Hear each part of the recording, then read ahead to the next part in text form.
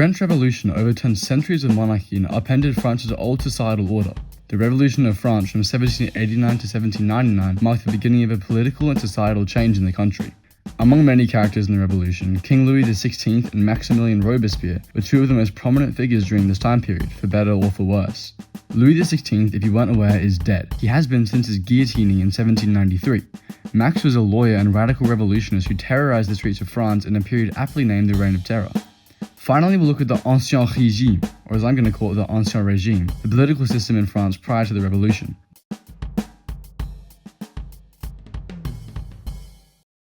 The Ancien Régime was a hierarchical system of feudalism beginning in around the 15th century in France. At its core, there were three classes: the clergy, nobility, and commoners. The clergy consisted of ordained members of the Catholic Church, the nobility were the French royalty, and the commoners were everyone else.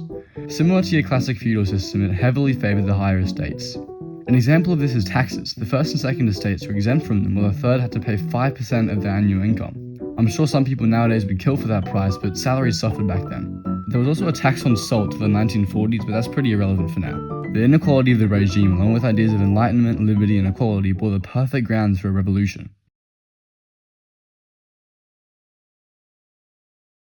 By the late 18th century, France was in an economic crisis. King Louis XVI, crowned in 1775, was an indecisive and overall disliked king. He tried to reform the tax system, but faced backlash from mostly the nobility. Louis called a meeting amongst all three estates, known as the Estates General, to deal with France's dire situation. It was a voting system, and each estate was allowed one vote. The third estate and their brains realized that this meant the higher estates could outnumber them, despite making up only 2% of the population. The commoners broke away and formed the National Assembly, marking the start of the end for the Ancien Régime and the beginning of a revolution. France was thrown into political chaos after the death of Louis XVI. Very few people were happy with his decisions, the decisions that ultimately led him to a trial in the first month of 1793. Shortly after this trial, on the 21st of January, he was executed. Radicalizing the revolution, his death marked the true end of France's old ways and sparked a lot of internal conflict.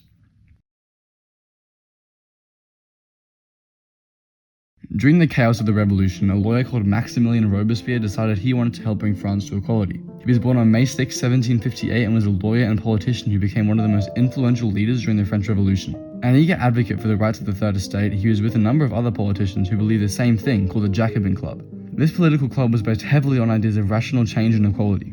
Maximilien was elected a member of the Estates General in 1789, and he had plans to come to even greater power soon. During the French Revolution, Robespierre argued that guillotine executions were a way to ensure the revolution's goals. He famously said during a speech in 1794's National Convention that virtue without terror is fatal, terror without virtue is powerless. Terror is nothing other than justice, prompt, severe, and flexible. Robespierre's idea of justice was a violent and rigid system that he thought was necessary during the revolution. So, under his influence, thousands of civilians and nobility were executed. On July 27, 1794, Robespierre was arrested and executed the following day. Many people call him a pioneer of revolutionary ideas, while others see him as a figure of tyranny. The fall of the Ancien Régime altered France's political and societal ideologies, and Louis XVI's indecisiveness led to the National Assembly and later his execution. It took a while, but this series of events sparked social discourse and eventually a revolution, marking the end of the tyrannical French monarchy.